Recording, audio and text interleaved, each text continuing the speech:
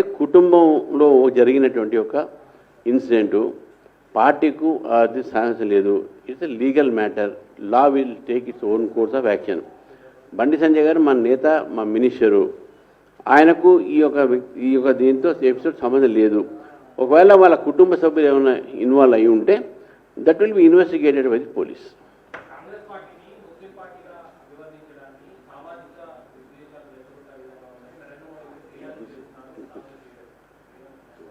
నేను అన్నదేంటి, రేవంత్ రెడ్డి గారు అన్నారు కదా, Muslim is Congress, Congress is Muslim అని. నరేంద్ర మోదీ కొత్తగా ఏమన్నాడు? వీళ్ళు అన్నదే ఆయన రిపీట్ చేసిండు. ఆయన మీ ముందు చెప్పుంటే వేరే మాట, ఆయన చెప్పిన తర్వాత మేము చెప్తా ఉన్నాం.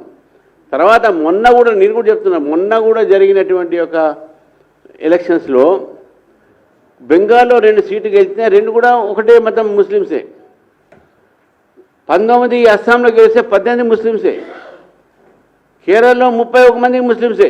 అంటే వాళ్ళు గెలవద్దు ముస్లిం కాదు, అంటే వాళ్ళు టికెట్లు ఇచ్చింది వాళ్ళకే, గెలిపించింది వాళ్ళకే.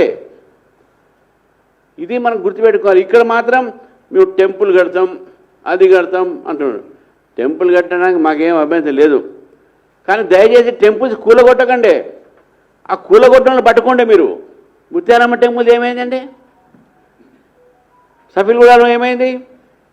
కీసర్ది ఏమైంది? చంద్రయానగుట్ట ఏమైంది? పురాణపులు ఏమైంది? ఇవి మాత్రం రక్షించలేరు. ఈ మాత్రం కూలగొట్టిస్తూ ఉంటారు, వాళ్ళ మీద చర్య ఉండదు. దయచేసి మనం అర్థం చేసుకోవాలి. మీరు ప్రభుత్వంలో ఉన్నప్పుడు మీకు హిందూ ముస్లిం అందరూ ఒకటే, మరి అట్లా చూడట్లే కదా మీరు. కాబట్టి డెఫినెట్గా భారతీయ జనతా పార్టీ భావించేది, Congress party is turning itself into a Muslim League party. ఇది మన కళ్ళ ముందు కనబడుతున్నది. Thank you.